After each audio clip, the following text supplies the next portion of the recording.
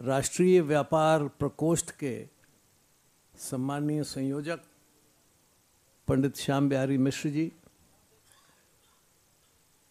जो भारतीय जनता पार्टी में व्यापारी और व्यापार से संबंधित समस्याओं के लिए निरंतर हर स्तर पर आवाज़ उठाते रहे हैं, ऐसे आपके पंडित श्याम बिहारी मिश्र जी,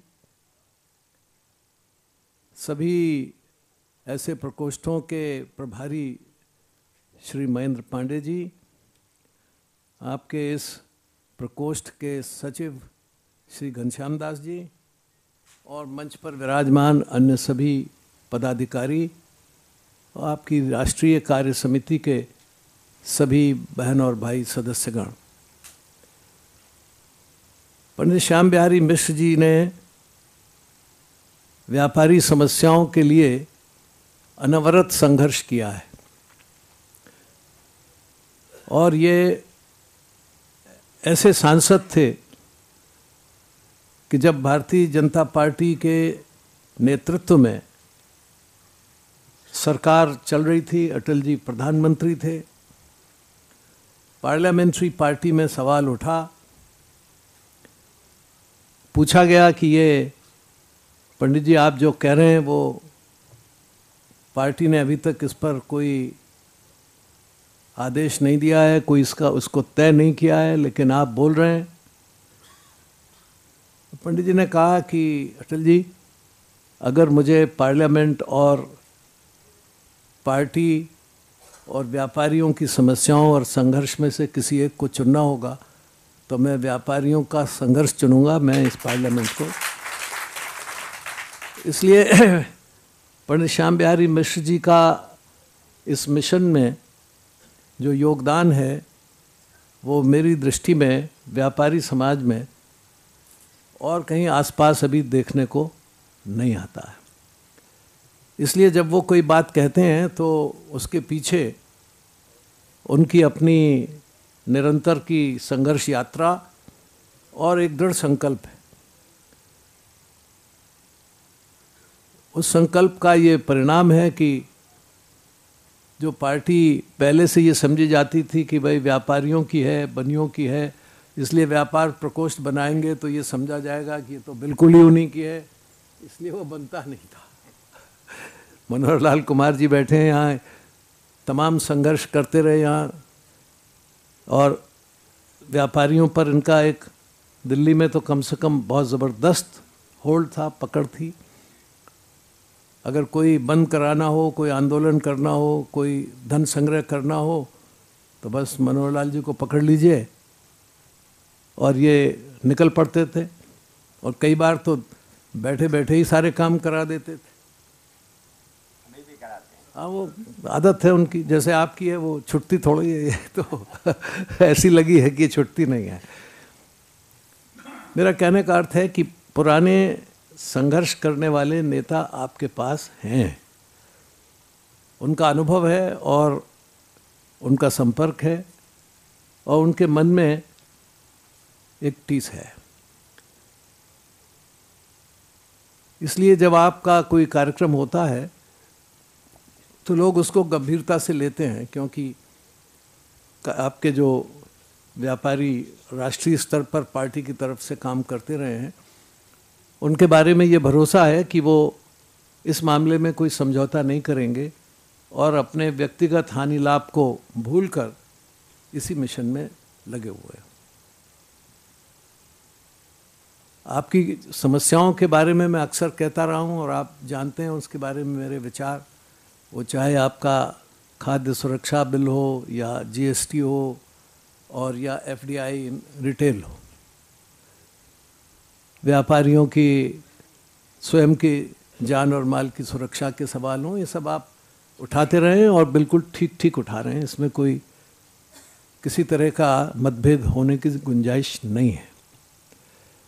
इस समय जो बड़ा मुद्दा है वो खुदरा व्यापार में विदेशी निवेश का, सीधे निवेश का, प्रत्यक्ष निवेश का जो सरकार का निर्णय है वो है। अब ये ना समझिए आप कि इससे केवल खुदरा व्यापारी ही प्रभावित होगा, इससे किसान भी प्रभावित होगा, इससे ट्रांसपोर्टर्स भी प्रभावित होगा। मैं अभी पिछले दिनों मैंने बताया ट्रांसपोर्टर्स को कि आप किस ख्याल में बैठे हुए हैं, और इसलिए जो अभी पिछला बंद हुआ था उसमें बहुत सी जगह ट्रांसपोर्टर्स ने बंद किया था। उसका कारण यह है कि अगर ये विदेशी कंपनी आएगी तो सामान तो ढुलवाने के लिए, लाने और ले जाने के लिए ट्रांसपोर्ट की ज़रूरत पड़ेगी। उस समय वो कहेगा कि ये जो आपकी ट्रक आई है, ट्रॉली आई है, टेम्पो आया है, ये अंतर्राष्ट्रीय मानकों के अनुरूप नहीं है, ये गंदा है, ये ख़राब है। मैं तब सामान लूँगा जब आप इस प्रकार के स्पेसिफिकेशन की गाड़ी में लाएंगे। वो गाड़ी हिंदुस्तान में बनती नहीं है, तो इसलिए वो सारा ट्रांसपोर्ट ख़त्म होके विदेशी ट्रांसपोर्ट गाड़ी आई। जैसे वॉल्वो आ गई ना, सारे जितने भी टैंकर्स हैं और जितने भी बड़े बड़े उनके सामान ले जाने वाले आपके बॉक्सेस हैं, वो आप तो बनाते नहीं हो, वही बनाता वही लाता। वो सारा जो हैवी ट्रैफिक है, जो बड़ा सामान ले जाता है इंडस्ट्री का, वो आपकी ट्रक नहीं ले जाती, वो वॉल्वो ले जाती, उसके कंटेनर्स ले जाते। तो ये सामान्य बात नहीं, वहाँ तक जाएगी। फिर तेरे पास वॉल्वो में सामान किसने चढ़ाया उसकी हालत दिखाओ मुझे।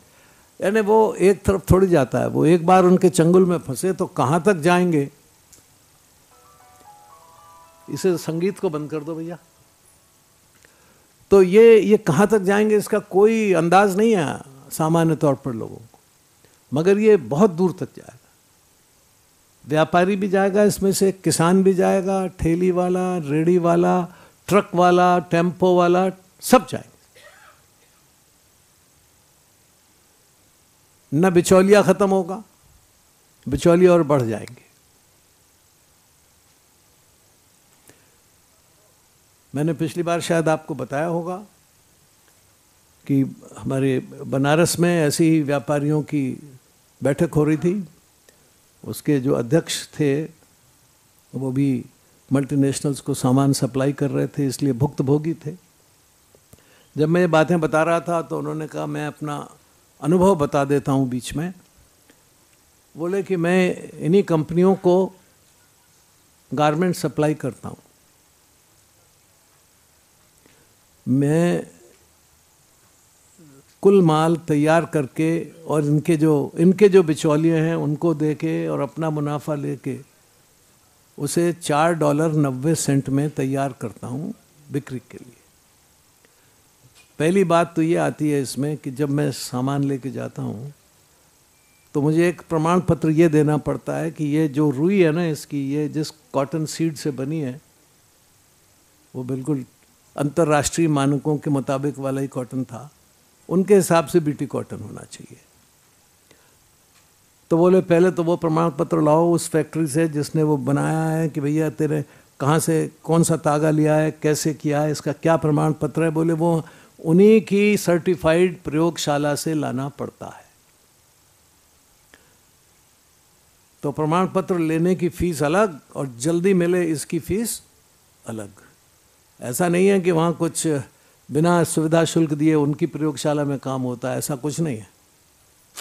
दूसरा प्रमाण पत्र ये लाना पड़ता है कि जिस फैक्ट्री में ये कपड़ा बुना गया है वो अंतर्राष्ट्रीय मानकों के अनुरूप है या नहीं।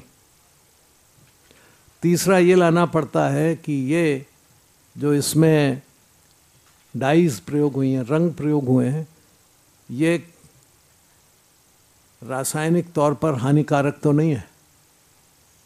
चौथा ये लाना पड़ता है कि ये जो प्लास्टिक का बैग जिसमें मैं लेके रख दे रहा हूँ उन्हें सामान, ये प्रमाणित करो कि ये ठीक जगह से बना है और ये जहाँ बना है वहाँ कोई चाइल्ड लेबर नहीं है, न यहाँ न वहाँ न वहाँ, सब प्रमाण पत्र दो उन्हें। और उसके बाद बोले ये करने के बाद मेरा $4.90 आता है, 90 सेंट आता है।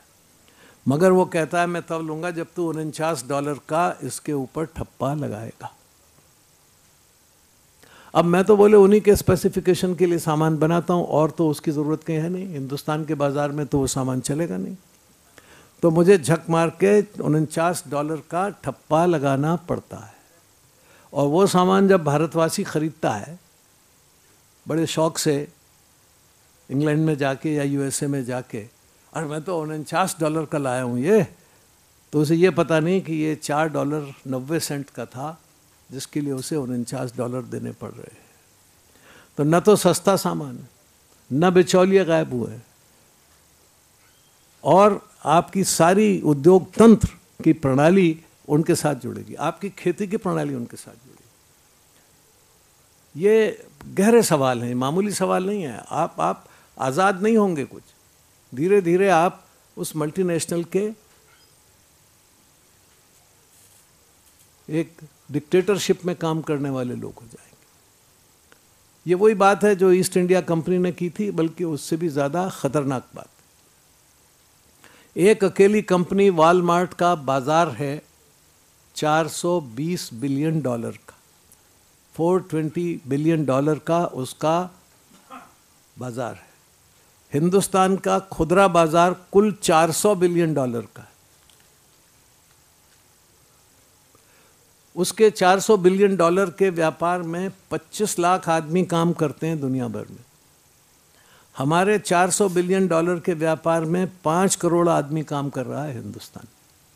भैया नौकरियां कहाँ ज़्यादा हैं, रोज़गार कहाँ ज़्यादा है, वॉलमार्ट में या हमारे खुदरा में? और अगर इसमें खेती वाले जोड़ लें, आखिर ये तो मैंने सिर्फ जो रिटेल की दुकानें और उनमें काम करने वालों की संख्या बताई है, तो ये संख्या और बढ़ जाएगी। तो कौन ज़्यादा रोज़गार पैदा कर रहा है, वॉलमार्ट या भारत का खुदरा व्यापार? जो सरकार ये झूठ बोल रही है कि नौकरियां बढ़ेंगी, कौन सी नौकरी बढ़ेगी? इससे बेरोजगारी बढ़ेगी, नौकरी नहीं बढ़ेगी। और वॉलमार्ट में जो नौकरी आएगी या इन कंपनियों में जो नौकरी आएगी, वो रिटेल का आदमी थोड़ी करेगा, इसका मुनीम जाके काम थोड़ी कर सकता है। वहाँ तो हाईली स्किल्ड कंप्यूटराइज्ड आदमी जो अंग्रेज़ी ये और सब भाषाएं जान के काम करता हो, इंटरनेशनल ट्रेड के कायदे कानून जानता हो, वेट कैसे लगता है, ये जीएसटी क्या है, ये सब समझ के, यहाँ से जो बेरोज़गार होगा उसको कौन रोज़गार देगा वहाँ? हाँ, कुछ नए लड़कों को रोज़गार मिलेगा, इसमें कोई शक नहीं, मगर कितने लोगों को यहाँ बेरोज़गार करके मिलेगा? इसलिए ये इनकी बड़ी भारी झूठ है। सस्ता नहीं मिलेगा सामान, बिचौलिए गायब नहीं होंगे और बढ़ जाएंगे। उन बिचौलियों का मार्जिन 20%, 15% कितना होगा मैं नहीं कह सकता। हिंदुस्तानी बिचौलिए, आप में से बहुत से लोग काम करते होंगे इसमें, यहाँ से लेके वहाँ, जिन्हें नॉर्मली दलाल बोल दिया जाता है कि वो काम कर रहा है, या कमीशन एजेंट बोल दिया जाता है। 2%, 4%, 5%, इससे ज़्यादा मार्जिन रहता है भाई। ये जो आप करते हैं, 10 रुपए बोरे पर बिकती है। वो तो सवाल ये है, आपने बारदाना नहीं ना, माल भरा हुआ। अच्छा, माल भरा हुआ, माल भरा हुआ 10 रुपए बोरे पर दलाल काम करता है, जो जा करके 10 पैसे पड़ता है। हाँ। तो इसलिए कोई बात उनकी सच है ही नहीं, न सस्ता न बिचौलियों का जाना। फिर कहते हैं कि नहीं, हम आपको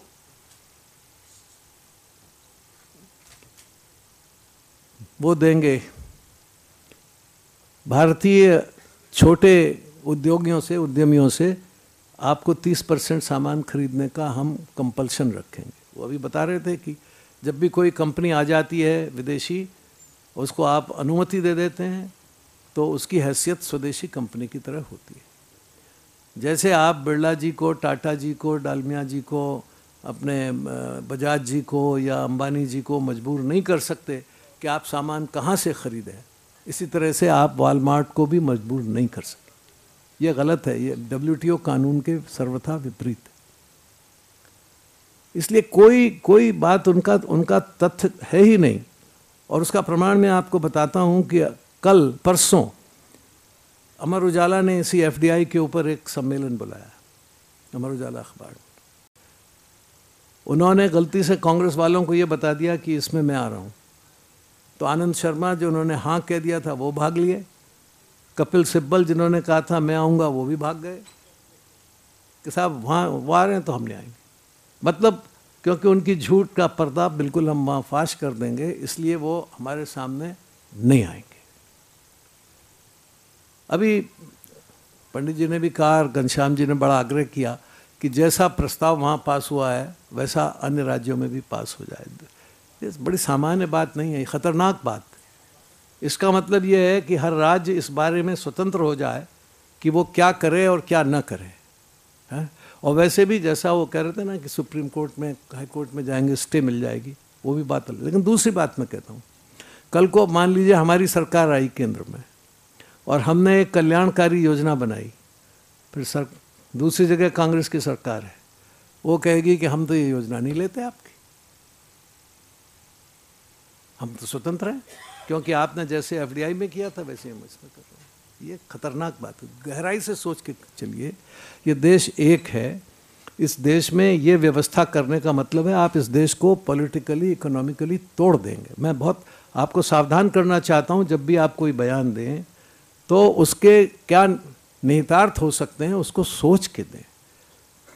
आप अव्वल तो ये वैसे ही उनके प्रस्ताव पास करने से कुछ होता जाता नहीं, क्योंकि कानून WTO में और जो बायलैटरल संधियां हैं उसके मुताबिक वो सब बेकार है करना। वो तो एक उनका जिसको कहिए पॉपुलिस्ट मामला है, उसमें कुछ नहीं। लेकिन अगर ये करना भी हो, जिसमें ये वज़न की भी बात हो, तो मैं व्यक्तिगत तौर पर आपको सावधान करना चाहता हूँ कि ये इस एक ख़तरनाक रास्ता खोल देगा कि केंद्र सरकार के किसी भी अच्छे कानून को भी मानने या न मानने का अधिकार आप राज्य सरकारों को दे रहे हैं।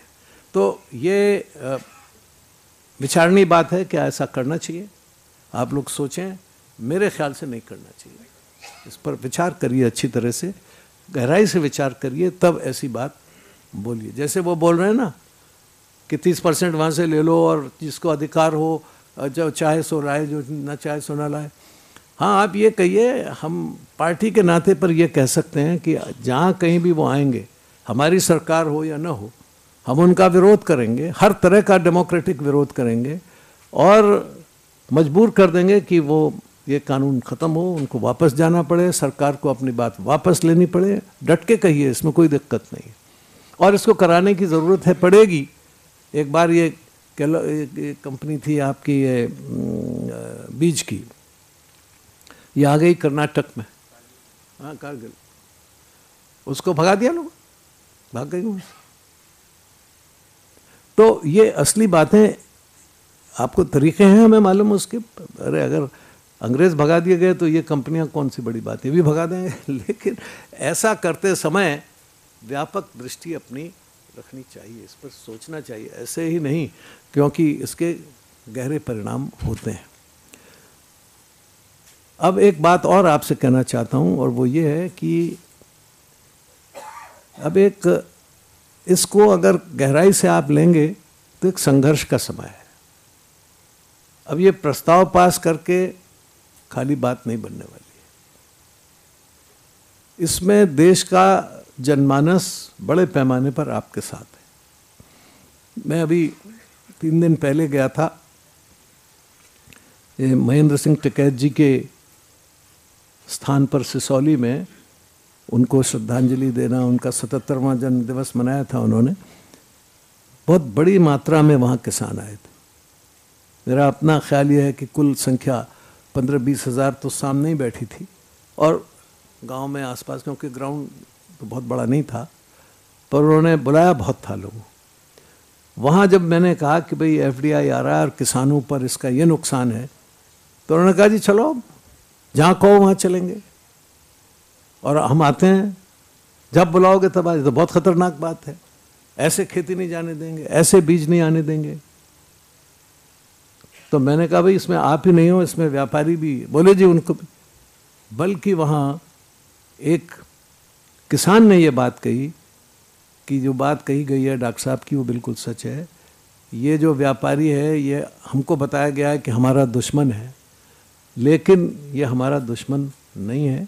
गड़बड़ियाँ होती हैं, कुछ लेन देन उधार में, इसमें ब्याज में हमारी अपनी अशिक्षा होने के कारण और उसके लालच होने के कारण कुछ घटनाएं होती हैं, लेकिन ये हमारा काम भी करता है, गांव में हमें उधार भी देता है, ब्याह शादी के वक्त खड़ा भी होता है, तो इसलिए इसके साथ हमारा संबंध गहरा है।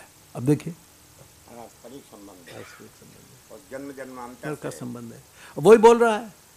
और उसी इलाके का किसान बोल रहा है जहाँ पहले कि व्यापारी को डंडा मार के हटाओ। तो ये बदलाव क्यों? क्योंकि उनको लगा कि भाई अब जो खतरा आ रहा है, ये खतरा देश की पूरी अर्थव्यवस्था पर है, कृषि पर भी है, व्यापार पर भी है, और इससे जुड़े हुए जितने भी और उद्योग धंधे हैं उन सब पर है। तो ये अनुभूति वहाँ आ रही है। तो इसका आंदोलन का रूप बड़ा बनने वाला है। तो खाली व्यापारी अकेला रहेगा तो उतना प्रबल नहीं हो पाएगा। किसान जुड़ेगा, मजदूर जुड़ेगा, बेरोजगार नौजवान जुड़ेगा, तो आपके इस आंदोलन का स्वरूप और ताकत ज़्यादा होगी। इस तरफ सोचने की ज़रूरत है और ऐसे प्रयत्न करने की ज़रूरत है। उसमें इसका एक व्यापक आधार लेके इसको आगे बढ़ाने की ज़रूरत है। हमारे पंडित जी हैं, इनका नेतृत्व इस दृष्टि से देश भर में लोग मानते जानते हैं।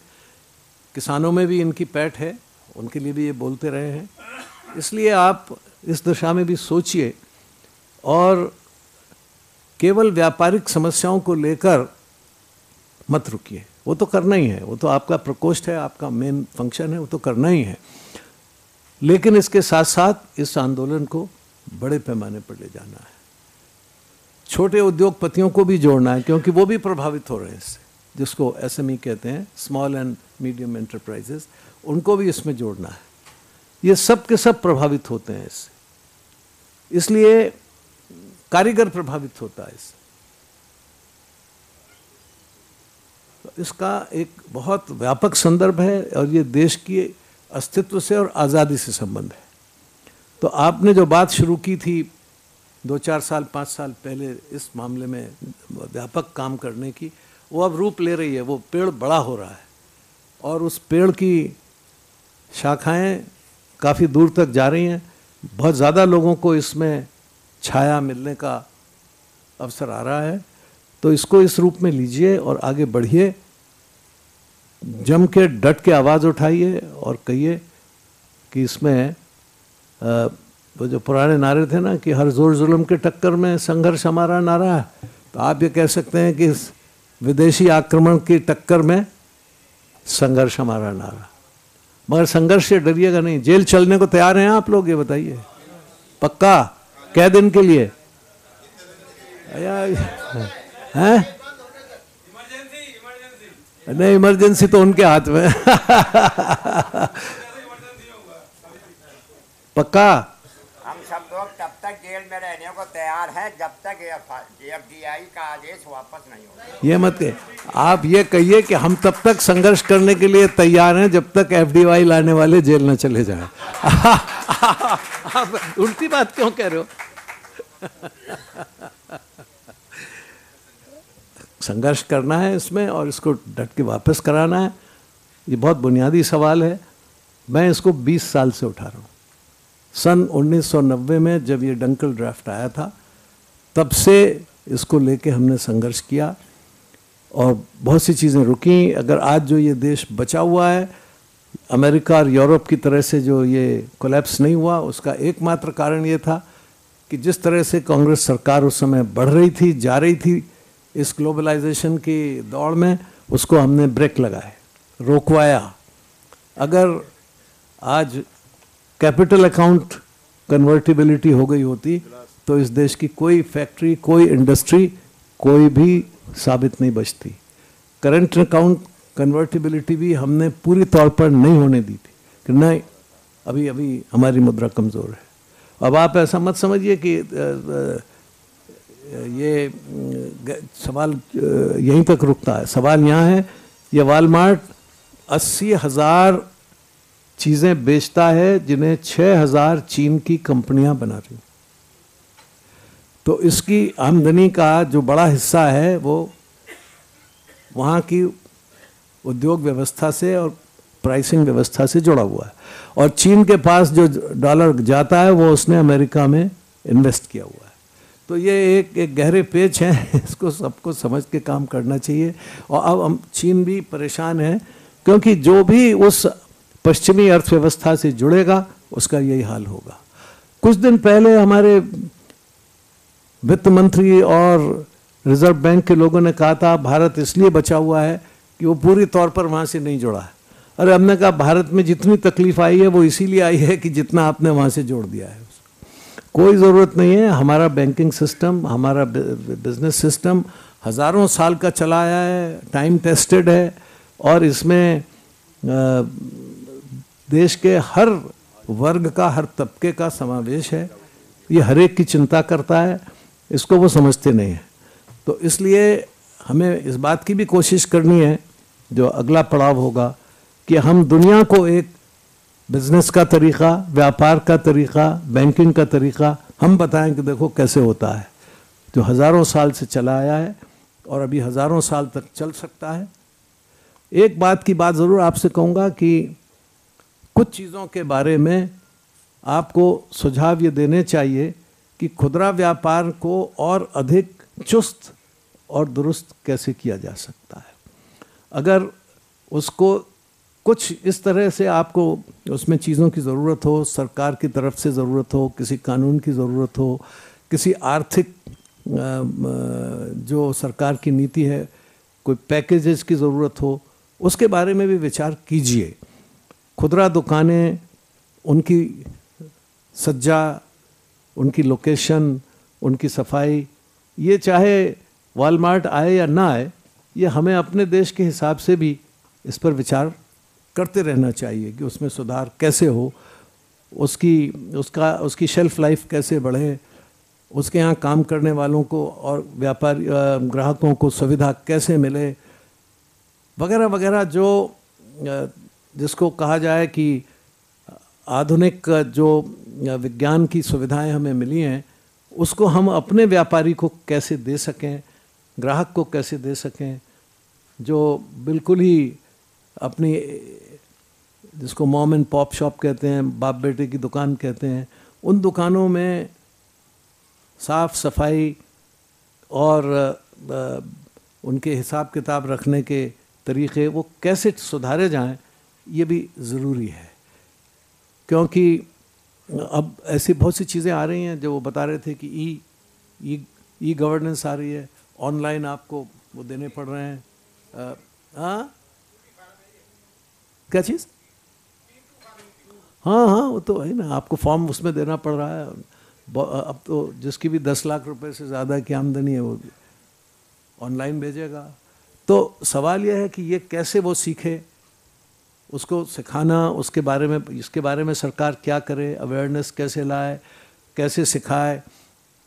इन्वेस्टमेंट्स दुकानदार करता है तो वो कैसे करे, गांव वाला इन्वेस्टमेंट कैसे करे, ये अब चीज़ें हैं जो हमें बताने की ज़रूरत है। उसकी तरफ आपके प्रकोष्ठ के कुछ लोग बैठे हैं, कोई एक्सपर्ट कमेटी बनाए, 5-7 लोग मिल के एक सुझाव दें, तो एक ये कंस्ट्रक्टिव बात भी आप करेंगे जो सरकार नहीं कर रही है। मैंने अपनी कमेटियों में बार बार सरकार से कहा कि तुम भेजते हो ना ये इसका फॉर्म, जब ये IPO जारी होता है तो कंपनी की तरफ से आता है ना, आप पढ़ नहीं सकते उसको, इतना बारीक होता। क्यों भैया? एक सिर्फ अंग्रेज़ी में ही क्यों होता है? उसको क्या पता कि इसमें क्या लिखा है क्या? तो उसके बाद फिर उन्होंने तय किया कि नहीं, वो अन्य भाषाओं में भी आएगा। इसी तरह से बहुत सी बातें हैं जो ये फार्मा कंपनी लगा देती हैं लेबल, वो सिर्फ अंग्रेज़ी में क्यों है और इतना हल्का क्यों है, इतना छोटा क्यों है कि पढ़ना मुश्किल है। ये वो चीज़ें हैं कि जो आप उपभोक्ता की और अपने व्यापार की दृष्टि से, सब दृष्टि से इस पर भी विचार करते चलें। 2-4 लोग इस पर काम करने के लिए लगाइए, 4-6 महीने 8 महीने में कुछ न कुछ चीज़ आपकी निकल के आएगी, फिर कमेटियों के सामने उसे पेश करके रख दीजिए। बहुत से सुधार उस रास्ते से हो सकते हैं, इसका फ़ायदा उठाइए। कॉमर्स कमेटी है, उससे मिलते रहिए, उसको बोलते रहिए। फाइनेंस कमेटी है, उससे मिलते रहिए, उससे बोलते रहिए।